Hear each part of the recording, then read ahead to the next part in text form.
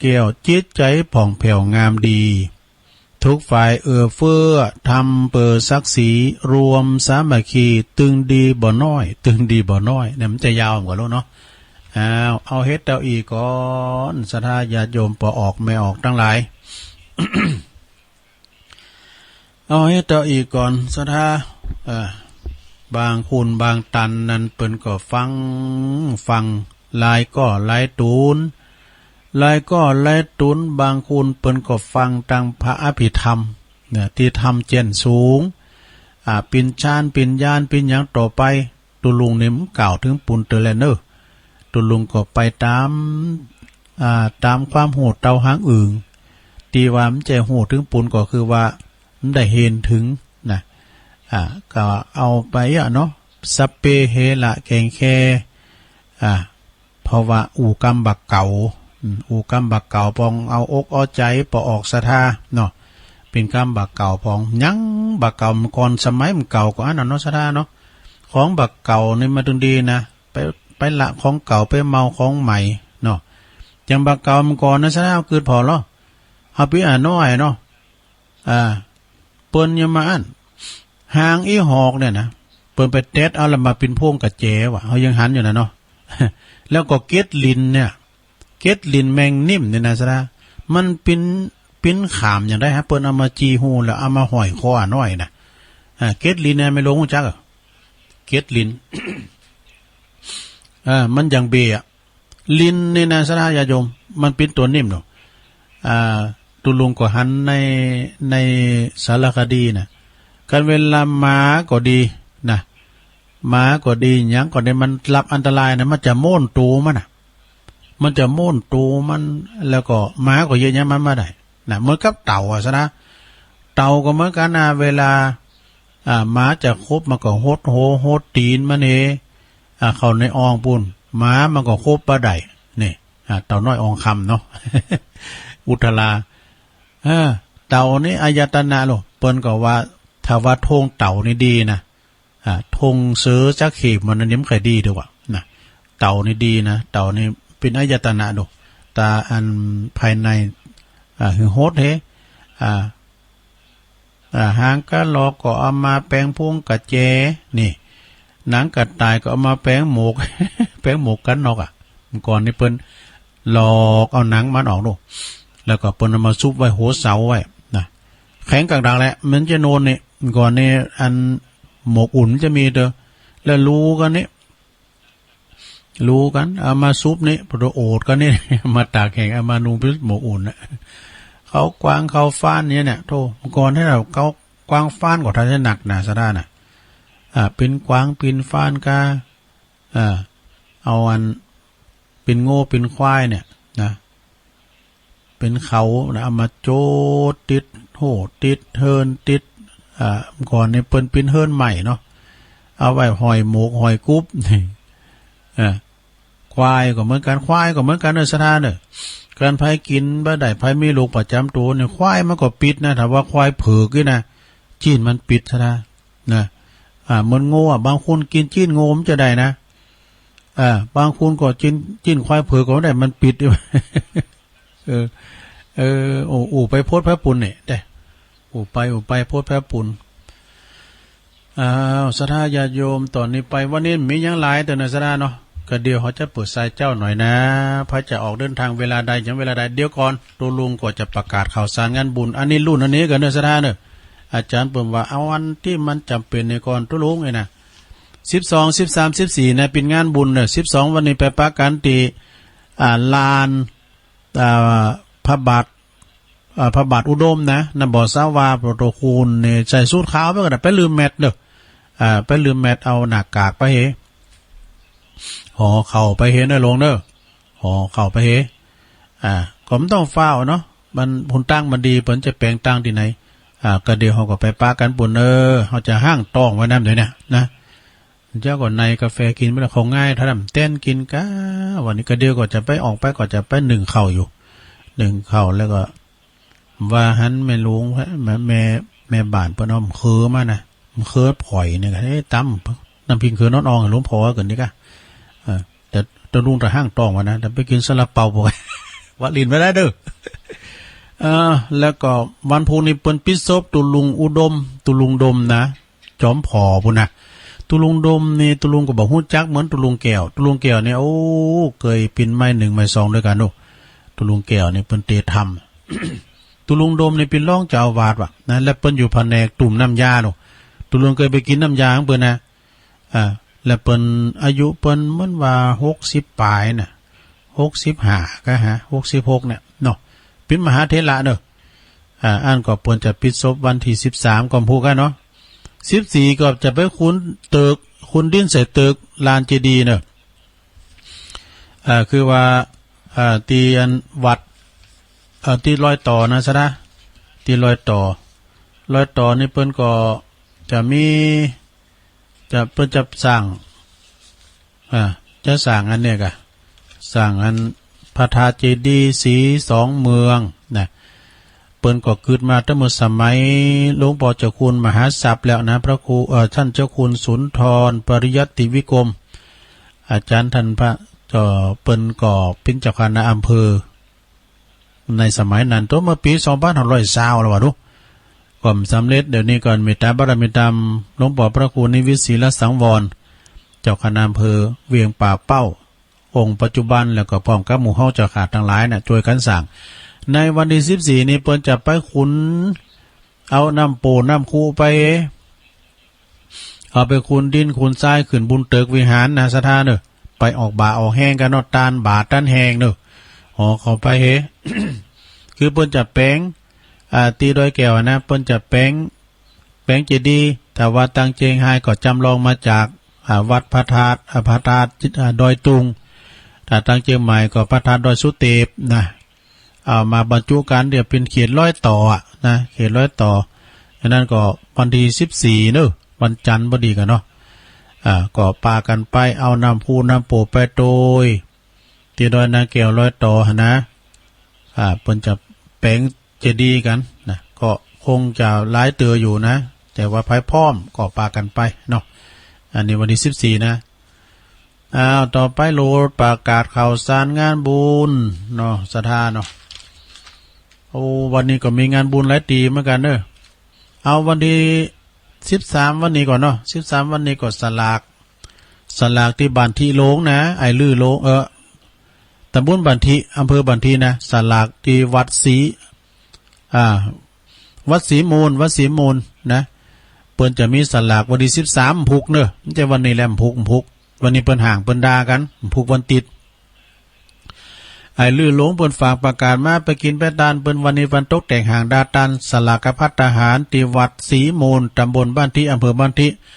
พี่ไอ้ลือหลงเฮานี่ฝากประกาศมา13เหมือนกันเนอะที่วัดบ้านขวางวันนี้ก็เปิ้นห่างเปิ้นด่าแล้วพุกเปิ้นจะกินสลากหลง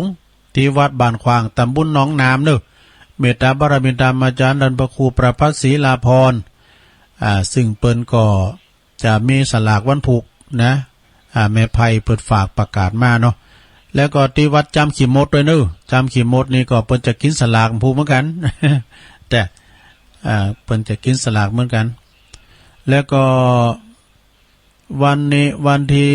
12นะวันนี้เปิ้นมีงานบุญใหญ่ที่วัดพระธาตุดอยสะเก็ดเนอะ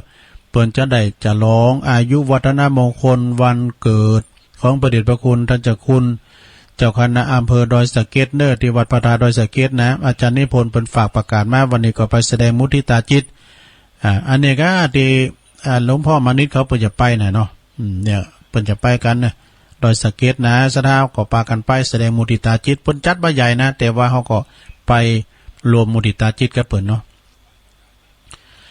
แล้วก็วันที่9 ตุลาก็งานกฐินวัดดอนโลงเนอะข้อมูลโดยแม่น้อยกาดนัดเนอะ9 ตุลาวัดดอนโลงตำบลแม่แรงเนอะ17 ตุลาก็งานบุญกฐินที่วัดกุญชรติถารามตาจ้างเก่าซึ่งก็ประธานกฐินก็ท่านผู้กองทองใบไฝนันตาผู้กองทองใบไฝนันตาเป็นประธานในปีนี้เนอะประธานกฐินตอดวันที่17ที่วัดกุญชรติถารามตาจ้างเก่า งานต่อไปก็ขอเชิญโลมทำบุญวันที่14เหมือนกันนะญาติโยมเนี่ย 14ก็เปิ้นจะงานสลากพัฒตาหารที่วัดพระพุทธบาทตากผ้าวัดพระบาทตากผ้าตำบลมะกอกอำเภอป่าซางเด้อซึ่งเปิ้นก็จะมีกูปี12แฮม12คำที่วัดพระบาทตากผ้าก็ไผจะไปปูจาตุนสลากก็ดีเอาสุนสลากไปก็ดีนะแล้วก็ไปพิ้นเจ้าภาพ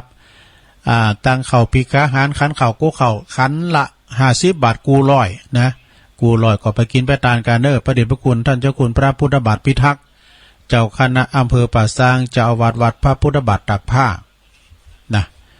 พร้อมกับพระสงฆ์ตึงในอำเภอนอกอำเภอโดยติ้มปิ่งเหมือนกันเด้ออันนี้เปิ้นลดจำนวนนะตีวัดพระบาทตากผ้าสลากวันที่14วันจันทร์เด้อ20 กันยากอดตานตุนเงินที่วัดตาจ้างทุกปีไม่วางเด้อวันที่20 กันยาเปิ้นจะตานตุนเงินที่วัดท่าช้างทุ่งปีไม่วางเด้อข้อมูลโดยแม่สุทัศน์ดีมูล เอางานต่อไปก็13 กันยาอันนี้อ่านแล้วเนาะประกาศแล้ว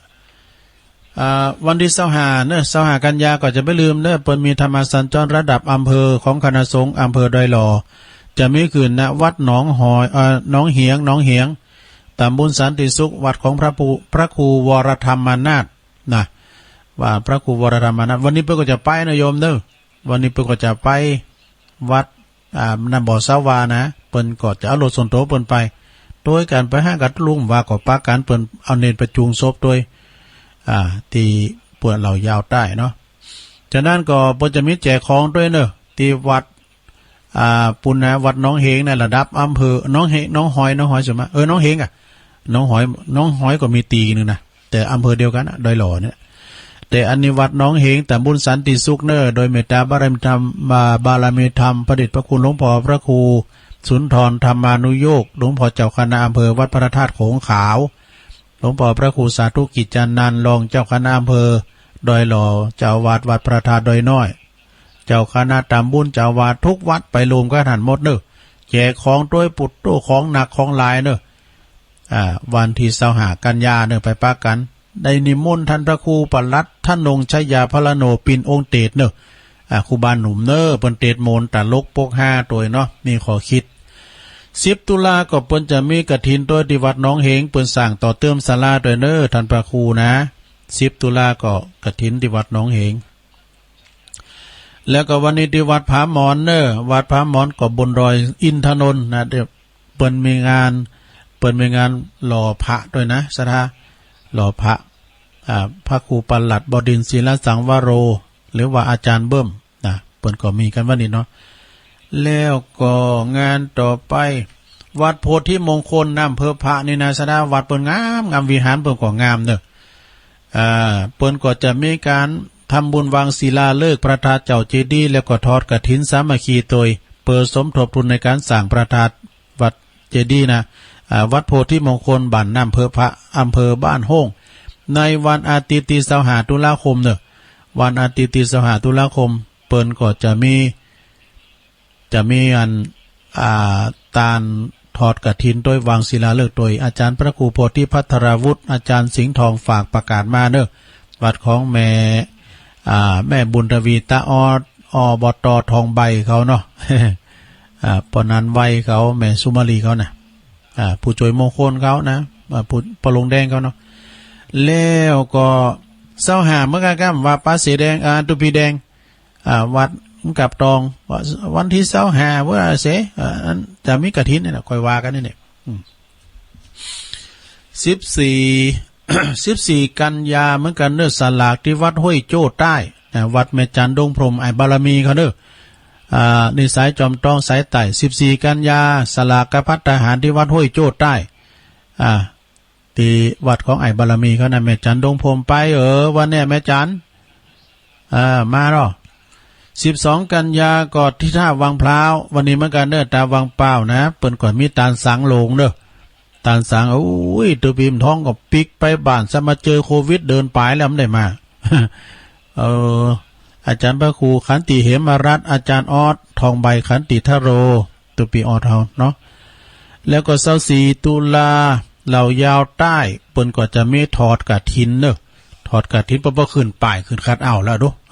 มันจับวันเดียวกันถึงวัดประธานโดยน้อยเลยไม่ได้ไปโจยเปิ้นปิญญะเนาะประเพณีก็ไป13กันยาวันพุกนี้เหมือนกันเด้อที่วัดใหม่พัฒนาตำบลยางครามเปิ้นจะมีการทำบุญตานสังโลงเด้ออันนี้วัดเจ้าคณะตำบลนะท่านพระครูสถาพรพัฒนารังสีอันเป็นเจ้าคณะตำบลยางครามวัดใหม่พัฒนาไปกินไปตาเด้อพี่น้องไตคนหลายนะตำบลน่ะไม่สุงค่าไปกินไปตานกันนะที่วัดใหม่พัฒนา30ตุลาก็มางานบุญกฐินปิดยอด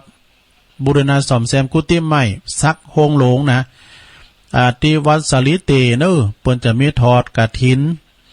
ในวันที่30ตุลาเนอะ30ตุลางานทอดกฐินเปิ้นบูรณะโฮงใหม่นะชนะไม่ซักนะโฮงไม่ซักเนอะโฮงไม่ซักหลังจะใหญ่สมัยครูบาสุรินโทละแต่บัดเดี๋ยวนี้ก็ครูบาเจ้าเสาคำพระครูกัลยาณธรรมนิวิตเจ้าคณะตำบลสีเตี้ยวัดหลวงสีเตี้ยประธานกฐินพินิจได้รับความอนุเคราะห์จากคุณสิทธิลาภทรัพย์สาครเนอะพร้อมครับคณะนะที่วัดสลิติเนอะ17ตุลาก็งานบุญกฐินที่วัดพุทธศรีคีรีตุลุงไปนอนกุเปียนะไปพอทะเลหมอกแล้วเปิ้นจะแจกฝากแก้วด้วย โอ้คุณลายเนอะไปนอนกันหมดอ่ะท่านพระครูสาธิสารคุณเขาพระครูพระครูอภิวัฒนวิกรมตุลุงไปนอนกุเปียนะทีมงานของนี่กะกูแดงมิวสิกนะรถเครื่องเสียงรถเครื่องเสียงกับตุลุงก็ไปด้วยรถเครื่องเสียงกะไปตัวไอ้อีทเขาน่ะ ตุปิดต้อมเขานะกำปิดกดปิดตัวเปิ้นไปนอนคืนหนึ่งนะ17เนอะ17ตุลาขอฝากประกาศได้เจิญครับพี่น้องศรัทธาตึงตังลุมภาคพื้นลาบโดยตังบุญตังกัลยาณิวัฒนาเปิ้นมากูปีท่านอาจารย์นิคมเขานะเปิ้นมานอนด้วยกันกูปีนะแล้วก็พี่น้องตังหอยละด้วยเนี่ยไปเนอะอาจารย์วรรณชัยชยานาโทนะเปิ้นก็ปิ้นลูกปิ้นหลานพี่น้องตังหอยละเปิ้นพ่อแม่เปิ้นอยู่พี่ดูเนาะเปิ้นเกิดพี่นะบ้านเกิดเปิ้นอยู่หอยละพี่นะอาจารย์วรรณชัยจากนั้นก็ไปเนอะพุทธศรีคีรีวันที่17ตุลา22ตุลาก็ที่วัดหนองผาขาวอันนี้ยังแควนหน่อยอยู่กลางเวงกลางห้องตองเวงคุณหลายนะที่วัดหนองผาขาวอยู่บุญนี่ก็หันถาดหันหลังคาวิหาร22ตุลาที่วัดหนองผาขาว24ตุลาก็งานบุญกฐินที่วัดพระธาตุดอยน้อยวัดพระธาตุดอยน้อยนี่เด้อสดาก็จัดตานวันที่24ตุลา25ตุลาก็ที่วัดม่อนห้วยแก้วอาจารย์ท่านพระครูกัลยาณปราโมทนะปลงแดงเขาปนันทิดเขาเนาะ25ตุลาในเปิ้นจะมีการบรรจุหัวใจพระเจ้าประธานพระประธานในวิหารหลวงด้วยเด้อเป็นงานบุญใหญ่นะ25ตุลาที่วัดม่อนห้วยแก้วรัตนาราม10ตุลาก็ที่วัดจ้างกำเด้องานบุญกฐินที่วัดจ้างกำนะตำบลมะกอกของอาจารย์ท่านพระมหาประสิทธิ์ธรรมาภินันโทเปิ้นก็จะมีขึ้นในวันที่10ตุลาเนอะที่วัดจ้างกำนะสถาก็ไปโลมไปกินไปตานด้วยกันเนาะ20ตุลาก็งานบุญกฐินที่วัดดอนหลวงนี่แก่ไปแล้วในวันที่เก่านะที่เก่าข้อมูลผิดพลาดวันที่เก่าตุลาเนาะ17ตุลาการงานบุญกฐินที่วัดกุญจรติถารามนะวัดกุญจรติถารามจะประกาศไปแล้วตาจ้างเก่านะ17ตุลาก็งานนั้นสลากพัฒทหารที่สำนักสงฆ์หอมบุญป่าไม้แดงดอยสะเก็ดเด้อเอาเปิ้นนิมนต์ทุกเจ้าถึง30ปลายกันนะอาจารย์ผลกัลยาโนในเปิ้นก็เป็นศิษย์พระบาทเหมือนกันอย่างตุลุงก็เป็นศิษย์เปิ้นเป็นศิษย์รุ่นปี ตุลุงเป็นศิษย์รุ่นน้อง17ตุลาเด้อวัดของหลวงพ่อมานิถาวโร17ตุลานี่เปิ้นออกพรรษาแล้วกันนะเปิ้นจะมีการกินสลากหักไม้กันนะต่อไปงานต่อไป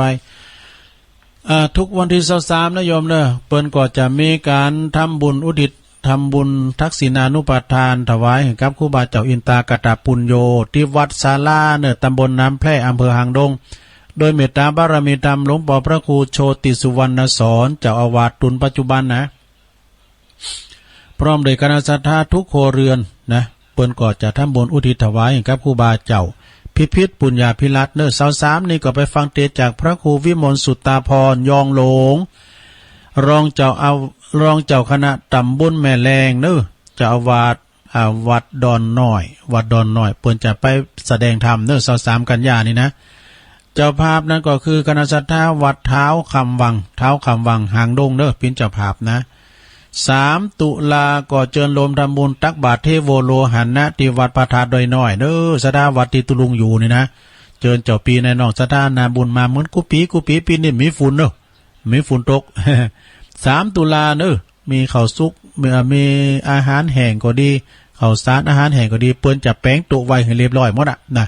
ปูโต๊ะไปหมดอ่ะแล้วก็ทีมงานของPS Sound เพิ่นเอาเครื่องมาโจยงานโดยแล้วก็กูแดงมิวสิกด้วยมีโฮงกาแฟโฮงตานกาแฟมีข้าวตุ่มยังหมดอ่ะนะจากนั้นก็ขอเชิญศรัทธาถึง2ฝั่งปิ้งนะมารวมทำบุญตักบาตรเทโวโลหันนะที่วัดพระธาตุดอยน้อยที่ลานตั้งแต่ลานคันไดนาเขานะแล้วก็หลวงพ่อปุณก็มีวัตถุมงคลแจกให้ทุกคนเลยนะแจกให้ทุกคนเลยที่วัดปะโฮฟ้านี่เปิ้นเอาวันนั้นเนาะนะวันที่เปิ้นตักบาตรเทโวน่ะเปิ้นก็ตักบาตรเทโวแล้วเปิ้นก็โลดตอดกฐินแรงมาเปิ้นก็อธิษฐานออกว่าซ้ายเลยเนี่ยอันนี้ท่านเลขาวรกรธีรจิตโตเปิ้นว่านะขอเชิญโลมทำบุญปิ่นเจ้าภาพฟังเทศมหาจารย์เนาะนานาชาติ7เชียงด้วยกันนะเชียงใหม่เชียงรายเชียงตุงนี่กะเนาะเชียงยังก่อนเชียงดาว หลายเชียงเนี่ยสมทบทุนในกองทุนภาคีลานุปถากโดยแล้วก็กองทุนศึกษาของพันเนนโดยวันที่19วันที่20นะ19กันยานะ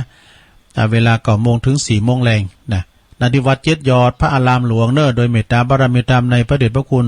ท่านเจ้าคุณพระเทพปริยัติหลวงพ่อใหญ่เฮาเนาะเจ้าคณะจังหวัดเชียงใหม่พร้อมกับ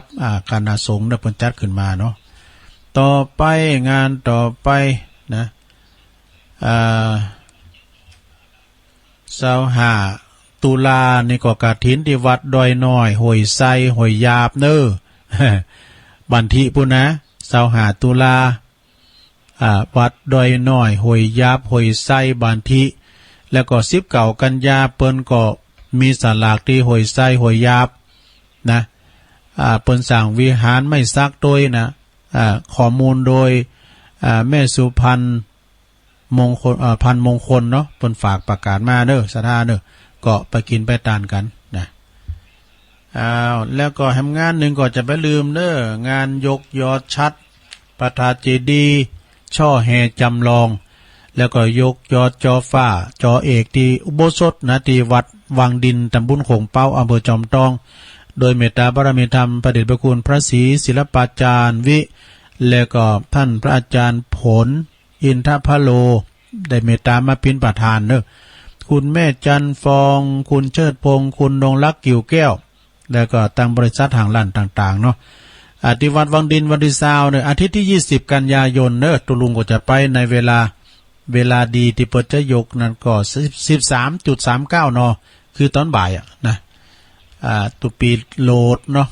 พระอธิการรุ่งโลดอภัสโรเจ้าวาดตุปีแก้วเขาแล้วก็ปหลวงบัญชาใจพยักเขาเนาะแล้วก็ฮะเนาะโอ้ข่าวสารงานบุญอย่างแม่บุญศรีวาดนะโอ้ยตุลุงก็ประกาศข่าวสารงานบุญคนนักเฮ็ดแท้นักเตะกันเนาะก่อนพี่ยังตุลุงประกาศฟรีนะบริการประชาชนบริการสนองครูบาอาจารย์เปิ้นฝากประกาศมาตุลุงก็ประกาศไปเป็นการกระตุ้นนะสถานะเป็นการกระตุ้นนะตอนนี้ไปสายไกลก็เข้ามาเลยจะเปิดสายแล้วเนอะสายแรกเจริญปอนไหวซาเจ้าถ้าที่103.5ดับไปเกือบ20นาทีอันนั้นไล่หากะไล่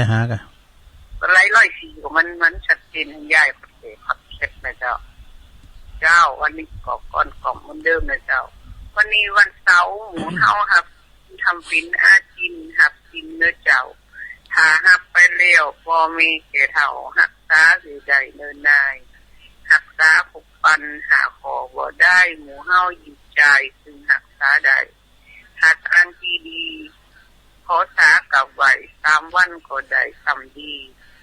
วันพุธวันพฤหัสศุกร์เสาร์ว่า2 ไลน์นี้ไปฟังคาดีเนื้อเจ้าไลฟ์ขวาไปหน่อยพอมีเท่าคนผู้เจ้าเนินนายประมาณตี 4นกดีทั้งหลายแต่ว่าเสียดายเฮาเสาเดียวเจ้าวันนี้ยายผมได้หับ เพราะว่าถึงมากถึงตี 4เลยเจ้าวันนี้เลยเจ้ายายจะเปคำว่าอากินเลยเจ้าเนาะแปลว่าทำตลอดหรือว่าทำสม่ำเสมอนะเจ้าไว้สาเจ้าปิ่นอาจินเนี่ยเนาะตลอดเลยนะ เจริญปอนนมัสการเจ้าโยมสุภลักษณ์แม่สุภลักษณ์ฟังอยู่เนี่ยฟังอยู่เนี่ยจะรู้ฟังอยู่เนาะปันสันปัจจัยแดงดับไปกรรมหนึ่งเจ้าเนาะตะเกียนเดียก่อนลุงที่ไหนเดินทางวันนี้แล้วคะวันนี้กับวันเสาร์เนาะ7 โมงหล่อหมุนเลยขอสาธุอนุโมทนาเดินทางปลอดภัยเนาะเจ้าขอให้ลุงเดินทางสุขภาพปลอดภัยนะเจ้าถึงขณะถึงทุกขบวนเนาะเจ้าขอบคุณแม่สุภลักษณ์เด้ออยู่บ้านบ้านก็ฟังเด้อถ่ายทอดเสียงเนาะเจ้าขอบคุณกำลังใจจุลุงนะเจ้าไหวสาเจ้าทีมงานของปิ่นนานข้ามมูลไปได้มว่าละไปตั้งกล่องตั้งยาเรียบร้อยเจริญปอนไหวสาเจ้าแม่พี่นะใช่เจ้าไม่ย่อยไม่สมพันธ์เนาะเจ้าโอ้ไม่ย่อยก็ฟังหลายเนี่ยแต่ว่าเพิ่นโทรไปเท่าไหร่ได้กันบ้านเดียวกันนะได้กันแม่ชายกับอันเดียวกันแม่ทากันแล้วก็แม่อันนี่เหรอแม่เอ่ยสุติวงศ์แม่เอ่ยถามข้อถามเพิ่นโทรนั่งเพิ่นมาก็โทรไปเนาะเพิ่น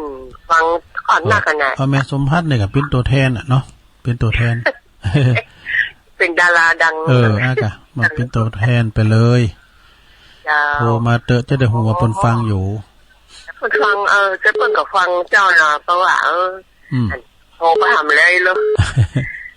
เกี่ยวไปวัดเนาะเจ้าโทรไปมันก่อนก็ไม่ลอยๆก็ยังไม่จัดติบไม่จัดติบมันก็เป็นตัวแทนแต่เกตกะลามนั่นนะคนโทรคนฟังนักขนาดละเจ้าดีกะขอบคุณแม่สมพัฒน์แม่เอ้ยเจ้าแม่เอ้ยสุติวงศ์นะเจ้าบ้านเดียวกันเนาะบ้านเดียวกันหมดแม่สายแล้วก็แม่คาที่โทรไปหาตุลุงตอนเย็นเลยเจ้าพี่ยังปอตุลุงวางกันไปเอาหานี่เยี่ยมมันหูตีงานว่าเดินน้อยไปเลยค่ะวันที่3ค่ะวันที่3เป็นตักบาตรเทโว วันที่3 ตุลาเนาะตักบาตรเทโวกูปีด้วยปีที่18แล้วนะ18 ปีแล้วนะตั้งแต่สมัยอาจารย์พระครูอภิวัฒนวิกรมเป็นอยู่เนี่ยอย่างอาหารแห้งนั่นเนาะกะข้าวสารอาหารแห้งไงกะเป็นวุ้นสินพองมายำไวๆปะกะป้อมปุ้มปุ้ยเล็กตาซอยอย่างก็ว่าไปเด้อนะแจกของดีตัวจะไปมาได้กับเป็นตั้งดีตั้งดีครูบาอาจารย์108 ตุนกันนะตุเจ้า108 ตุนมันได้ผ่านมาเนี่ยพุทโธซ้ำพุทแป้งหุ่นตั้งหมายมันได้8 เมตรดูตางพุทโธรถที่จะมาหับอันเข่าซ้านพุทโธดูตางกับนี่นะหุ่นตั้งใหญ่จะร้องหุ่นตั้งครับฮะเข้าที่ไหนนั่นน่ะก็มันต้องอยู่ที่หุ่นตั้งนี่หุ่นตั้งนะบนนึงป้ายจะใหญ่แล้วตักบาตรเทโวโลหะนะเนี่ยมันก็เลยสะพานข้ามต่างมาสักกำนึงก็ถึงหันนะกะบนนึงปักธงมาสุดนั่นนะเกาะถนนนะโอเคจำจองแล้วไปถึงแค่บัดใดก็อันนี้ก็มันอยู่ได้หล่อเนาะอันนี้เนี่ยยินดีนะแม่เด้อแม่สมผัสสาลงเดินทางเป็นปลอดภัยทุกขบวนเดินทางปลอดภัยทุกตารางกิโลเมตรของการเดินทางเจริญปอนไว้สาครับน้องเบี้ยวมาแล้วครับไปบุญกำลังตื่นไปเนี่ยนั่นวันดูหมดกันนะ ยินดีเด้อวันนี้เดินทางปลอดภัยเด้อโอ้แต่กะขาไปแล้วขาปิกเด้อทั้งอ้ากะตุลุงไปนอนสักคืนกับหมู่นี่มันจะฟังตุลุงเด้อวาลินนะแต่ว่าจะนอนแล้วปิกมาเหมือนกันขอบคุณน้องเบลเด้อครับไว้จ้าโอ้วันนี้เนี่ยผู้สื่อข่าวเฮาลูกควายไปหน่อยนะเป็นยังมาช้าดีกว่าไม่มาเจริญปอนไปสาธุลุงอันนี้ป้าบุญธรรมเนาะครับผมป้าบุญธรรมชัยกาดหมูเปิ้งมาแล้วไม่ต้องว่าตุลุงเหมือนแล้วเนาะนะครับนี่ป้าบุญธรรมก็มีลมหายใจของวันหนึ่งเนาะบุญทั้งวันหนึ่งในตุลุงเด้อลุงมันอย่างเดียวกันเนาะบุญเหมือนกันวันนี้ทวงลุงเนาะน้องเลิงมาดิบุญทั้งนั้นน้องเลิงมาดิไปยะแกก็ม่วนดีเนาะแต่ของลินพองแต่เด็กคือเป็นจิตตามที่ไหนเอาไปได้หู้แล้วลุงเนาะใช่ค่ะอันนี้ยมพ่อก็ได้กำลังใจเนาะแล้วก็ฟังนะวันศีลเปิ้นไปเป็นจานที่วันอาจารย์ท่านมหาวิษณุไปราธนาธรรมราธนาศีลบ่หรอ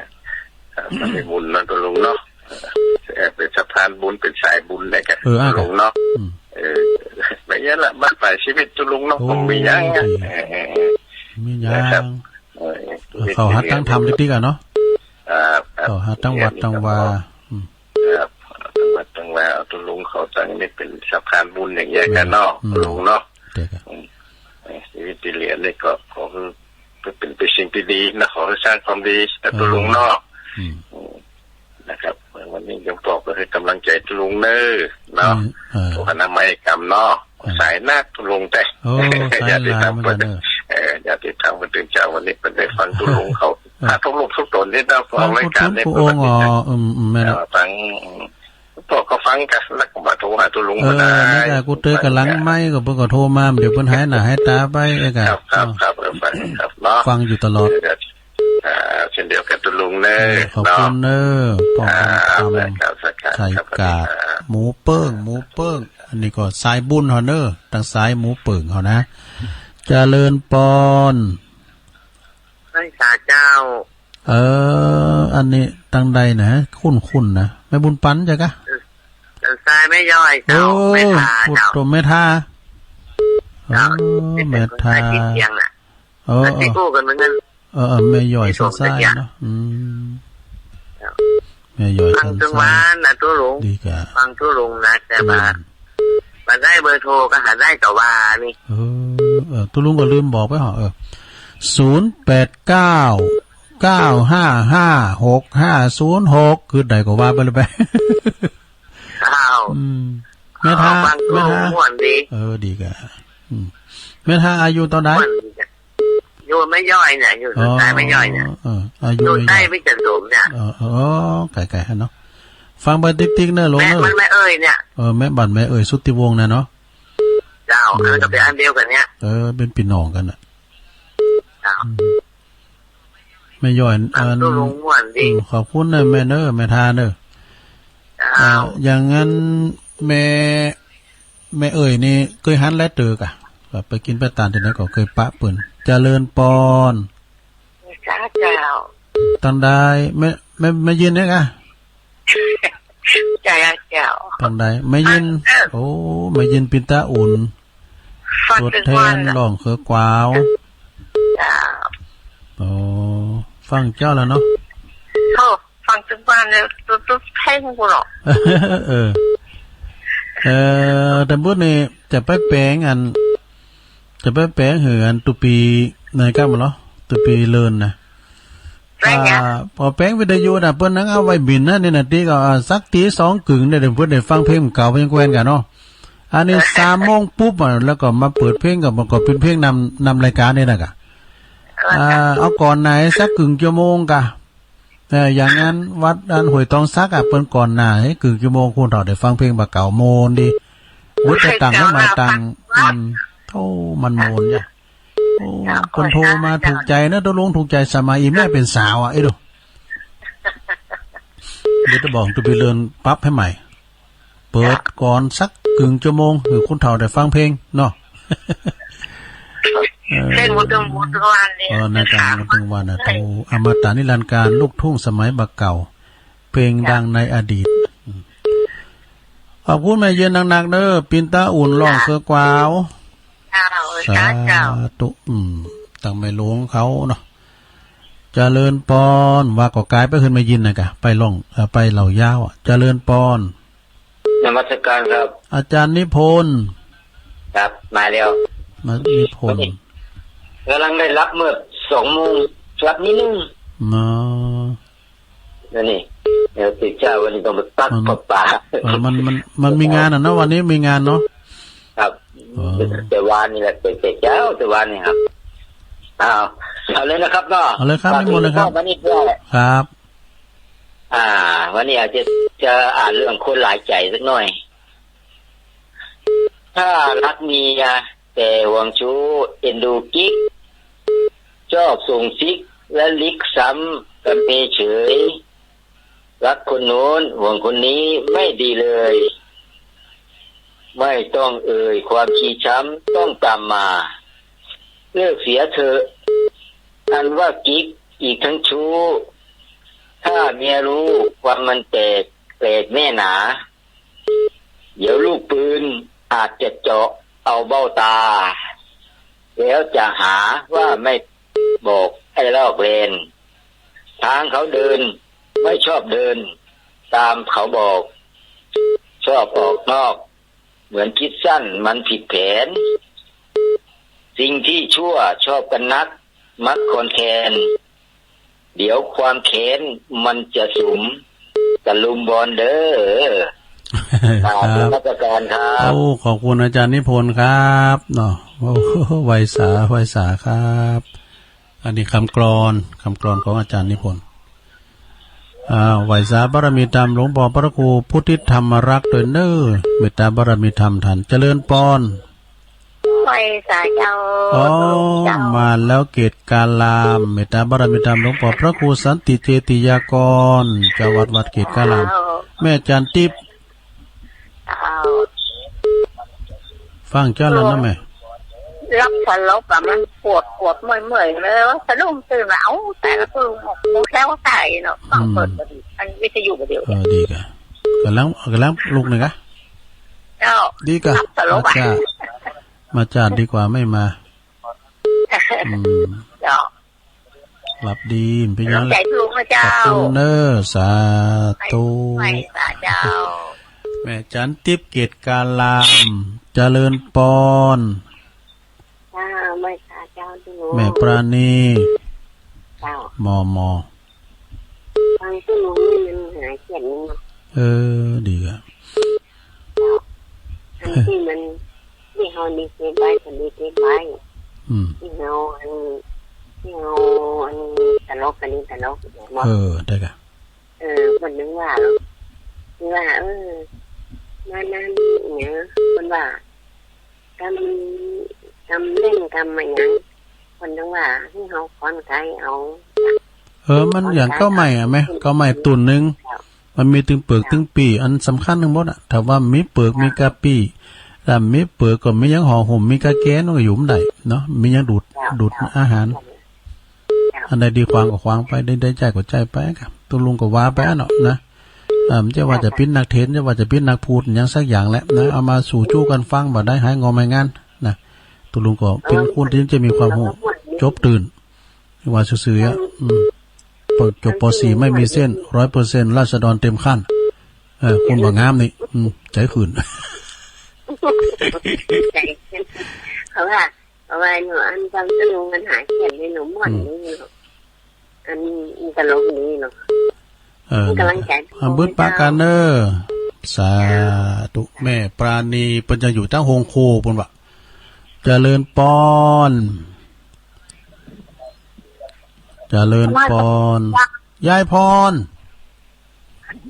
ร้องวัวแดงสังกะแปงเชียงใหม่มาแล้วยายพรฟังเจ้าแล้วกะคือเจ้าอ่ะมันรับนอนนี่คุณเฒ่าเนี่ยยายพรร้องวัวแดงเนาะรับเองอ่ะว่าลุงก็นอนบัดรับเอาเยอะเนี่ยก็จะรับก็ตื่นเนาะ แล้วกันตื่นมาก็เป็นมื่นตาเนี่ยมันจะเหมือนเปิ่นจันตุลุงเนี่ย เดี๋ยวไปได้ไปคุณจ้า แต่ไม่มีส่วนมากนะอุ้ยวันนี้ได้ขี่รถละมูล ไอ้เด็กร้านนี้คือได้ไปคุณจ้า มันดึงรับนอนได้ใครไปแอวนะแต่เฉพาะน่ะไปโอ้หายใจไปชื่อไปได้ใจนี่ตื่นกันพี่ยังเนอะอยู่เฮือนั่นฟังเพิ่นจะถ่ายทอดน่ะลงเนอะก็ที่ใจก็เนาะเพิ่นจะถ่ายทอดคือพอคือฟังเนอะกันไปชมไปชมในงานอันนั้นเพิ่นก็งานสังคมก็ต้องไปกันไปมันได้แหละต้องไป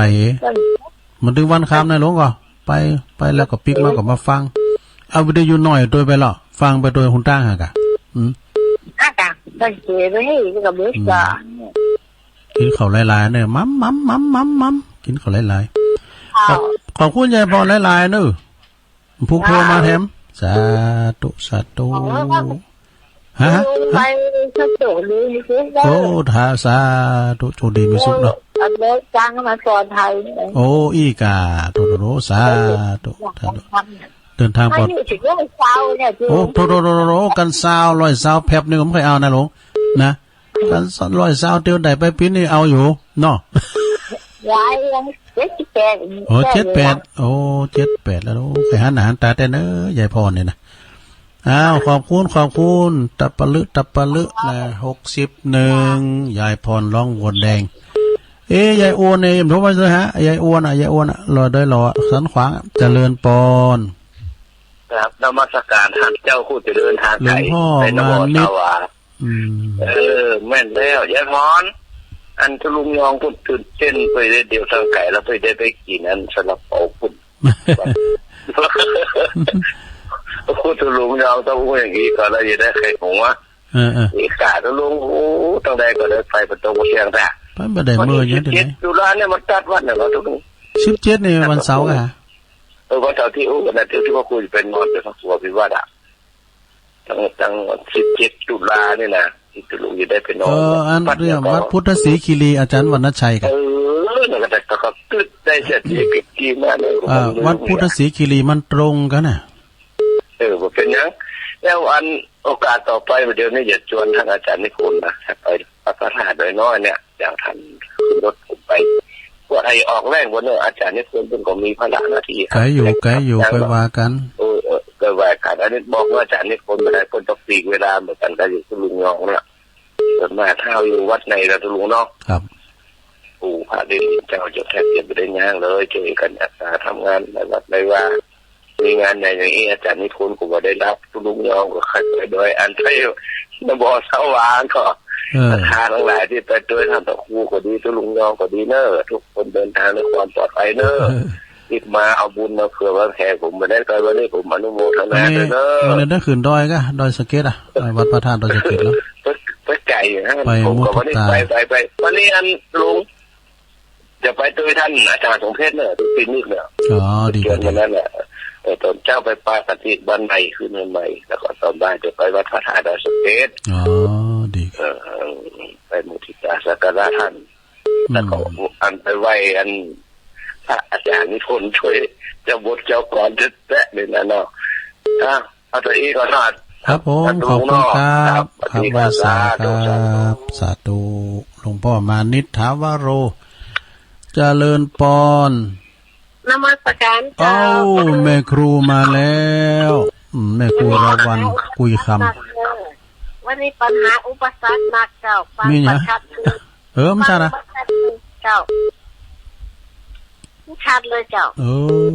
เลยดูทางโทรศัพท์เอาเจ้าดีกะแต่พอฟังโทรศัพท์นี่ดังดีเนาะ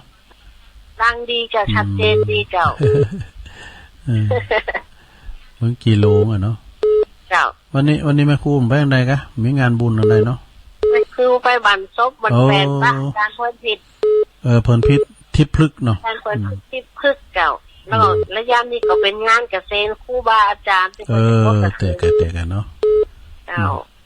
จ้ะเกิดขึ้นตั้งอยู่กระจากไปเป็นธรรมดาสัจธรรมแม่นล่ะตุลุงกับพวกเกษตรแล้วลูกพวกนั้นเนี่ยลุงพวกเกษตรเมื่อละเนี่ยเลี้ยงควายนะกับปิ้นจ๋า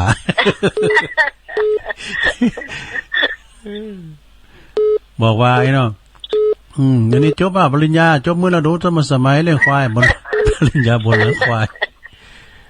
สุดยอดเลยตุลุงอ่ะพี่แต่ลิ้นพองเนาะแต่พองลิ้นพองคลายเครียดกันไปปริญญากิติมาซักกูเนาะ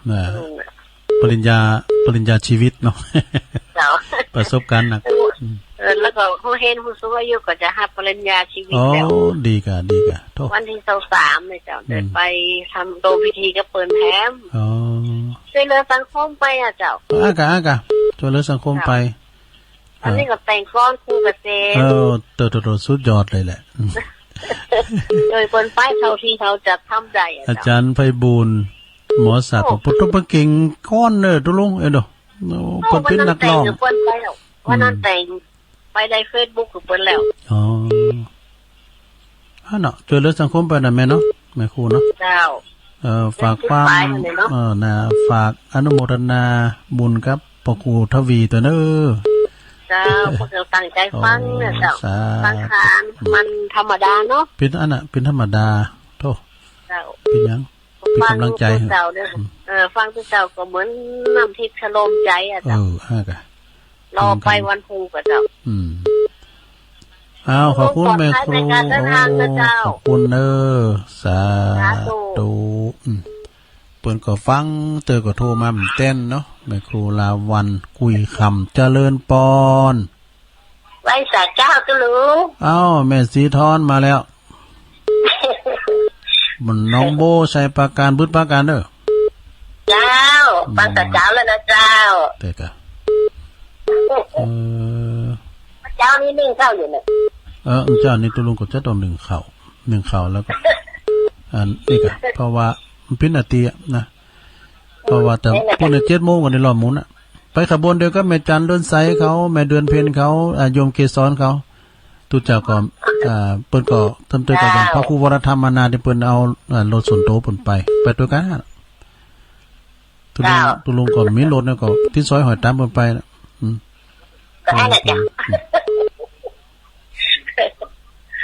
ก็ขอบคุณแม่ชีทอนหนักๆเด้อเจ้ากำลังใจตัวเจ้ามีงานบุญที่ไหนก็พากันไปกินไปตาเนิ่มพวกนี้ก็มีหลายตีบ่จะมีสลักกภัตตาหารนะเจริญปอนนมัสการครับท่านใดจ้าปออกคุณพิชิตครับพิพันศาสตร์ครับมหาธรรมนั่นครับโอ้เจริญพรคุณพิชิตแต่กันเนาะพ่อพิชิตฟังท่านอยู่ครับอำเภอหยังก็อำเภอแม่ริมครับแต่ก็ไม่ริมบุตรกายไปหากะบุตรอื่นหาเด้อครับผมไปก็รถเก๋งบ่จะงามเนี่ยครับผมสาธุครับขอบคุณเจริญปอนวันนั้นเพิ่นมาแอวหาเด้อเพิ่นไปหมดอาจารย์นิพนธ์ก็ไปเห็นมาแล้วไอ้น่ะหลวงพ่อมานิดก็ไปมาแล้วไอ้เนาะเจริญปอนไว้เจ้าแม่สุพรรณเราก็ไปเป็นนักตระกูลทำนั่นได้ก็ว่าพันมงคลมงคลพันได้ไอ้โหใส่ว่าหมู่เดียวกันน่ะวันนั้นก็ลุงพันมงคลนี่เนาะมงคลพันสุมาเนี่ยมันเนี่ยตุลุงมงคลพันวันนั้นก็อันน่ะไปเป็นนามสกุลเพิ่นน่ะป้าบุญธรรมสายคำฟันน่ะเปิ้นสายคำฟันเนี่ยป้าบุญธรรมปล่อยเขาสังไว้มงคลลำมิวนั่นมงคลพันตื่นนึกว่าตัวไม่วางนี่มันรับดีแต่รับดีเนี่ยเป็นดีที่สุดฟังเพลงฟังเพิ่งอย่างสักเจ้ามาได้ยินตอนที่ว่าตุลุงประกาศถือนะกะอันพันมงคลนะหมอไม่ต้องพันพันมงคลมงคลพันกันในจดไว้ละนะจดไว้ในใจละกันนิ่มพิษอ่ะตุลุงจะได้คนตักบาตรเทโบวันทีอย่างหรอวันที่3เนี่ยวันที่3ตุลา3ตุลาเห็น3ศีลก็ออกษาแล้วเหรออันนี้อันยังก็ตอนรับได้ห่างบาทก็อย่าตักบาทเทโบได้ห่างบาทด้วยเนาะก็จะรอพัดเจ้าตัวอีกว่ะห่างบาทคนตูลุงคนกบปากประกาศเมื่อวานแม่ไม่ย่าเนาะคนห้องว่าไม่ย่าย่ตูลุงปากประกาศไปเลยว่ะรอว่าอันนี้มันชอบอันยังก็ปากบุญกับตูลุงอันยังก็เอี่ยมตัวไอ้นะ 3 ตุลา ใครอันใครตุ้ลุงมาหันมันดอยห่างมาแต่คนนั้นน่ะเพิ่นก็มีบุญก็ได้ไปหันได้แม่เด้ออย่างเจ้าใครๆก็ว่ามันเป็นสีท่องเที่ยวตัวตุ้ลุงมันมีตึงลุมตึงบุญน่ะเอาไปแล้วตั้งลุงแล้วคนแปลงที่หันโลโอ้มันต้องว่ามี50-60 ตุ่นก็ไม่หันกันน่ะโอ้ใหญ่นะเกกะวางกระแก้วทุกใครตุ้งไปหันนับไปก่อนรอพระเจ้าก็โลใครมากกะคอยรอลายเอวกะมันกดไก่หุงตั้งกันนะมันกดตีหุงตั้งใหญ่กันนะเขาไปสักถึงกิโลเอาไว้นะไอ้ตุ้งไปหันกระแก้วไก่พี่ยังโอกาสหน้าเนาะขอบคุณแม่สุภาพหนักๆเด้อไว้สารจ้าวันนี้ตุ้งจะไปไหนก็วันนี้จะไปประกาศที่วัดพระบาทอุดมน่ะกะแล้วบ่ทราบว่าน่ะแม่น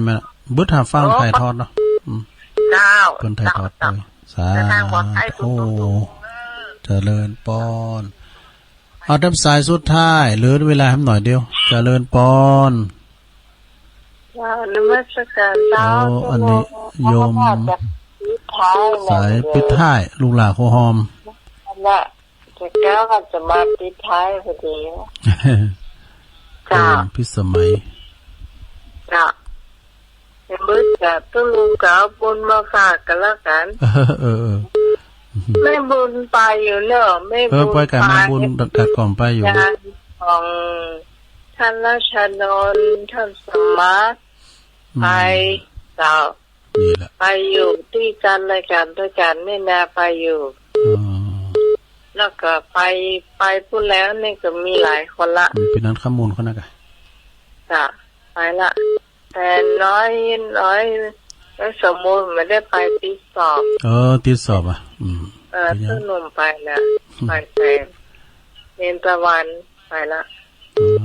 ปากันปุ่นเนาะขอบคุณเนยมพิสมัยดอนตันเวลาตุลุงจบพอดีลูกหลานโคหอมปิดท้ายเนาะสาธุเดี๋ยวโทรมาลังไม้ก็ได้นะโยมเน99099นะทนสายก่อนนะฮะสายแรกก่อนยายน้อยกาดนัดเด้อบั่นดอนหลงสายที่2ก่อนแม่สุภลักษณ์เสนพระเจ้าแดงสายที่3ก่อนโยมสมผัดแม่สมผัดแม่ย่อยสันทรายน้องเบี้ยวมาสายที่4สายที่5ก่อนปอบุญธรรมชัยกาดเนิ่มจากหมูเปิ่งสายที่6ก่อนแม่ทาแม่ย่อยสันทรายปนเป็นคุณไข่ติเต้งขอปินกำลังใจเห็นเด้อสายที่7ก่อนแม่เย็นปินตาอุ่นตัวแทนพี่น้องบ้านล่องเคอกว้าวเวงน้องหล่องนี่สายที่8ก็อาจารย์นิพนธ์เจ้าบทเจ้ากลอนจากวัดพระธาตุดอยสุดวัดพระธาตุดอยสะเก็ดนะสายที่9ก็แม่จันติบเกตการามสายที่10นี่ก็แม่ปราณีมณีจรมแม่เมาขี้เหล็กฝางสายที่11ก็ยายพรร้องวัวแดงสันกับแป้งเจียงใหม่สายที่12ก็หลวงพ่อมณิษฐาวโรสายบุญจากสำนักสงฆ์หอมบุญป่าไม้แดงดอยสะเก็ดเนอร์สายที่13แม่ครูลาวันกุยคำเหมืองจีโลง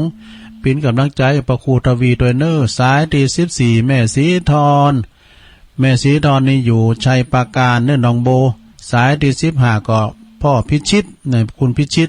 แม่ริมอันนี้เปิ้นวันนั้นเปิ้นมาแอวหาโลบุญจะกายไปหาเนอสายที่16ก็แม่สุพันธ์มงคลพันเริ่มแจ้งพันมงคลนะมงคลพันไปเปลี่ยนนามสกุลไปเนี่ยบันทีเนอร์ดอยห่างบาทเพื่อก็จะมีตักบาทที่โวมเหมือนกันและหล่อพระโดย3 ตุลาก็เอาเข้าแฟ้มประกาศสายสุดท้าย17โยมพิสมัยดอนตันจากแม่ริมเนาะขอบคุณกูเสียงกูสายเนอร์ต้อมเต้นก็โทรมาแถมก็เดียวเปิดสายนะบุตรปากการเนอร์ที่วัดพระบาทอุดมนาบ่อสาวาเดินทางปลอดภัยพี่น้องได้ไปก็ฟังเพิ่นถ่ายทอดเสียงเนอวันนี้ตุลุงก็ขอนำรายการจากราชศรัทธาปะกันนำกำก็วันพฤหัสหน้าบ่เด้อพัดศุกร์เสาร์นะพัดศุกร์เสาร์ปะกันนำกำนึงอยู่ดีมีสุขเหมือนกันกูก็กูคนเนอจัตตารโอธรรมาวัฏันติอายุวันโนสุขังปะลัง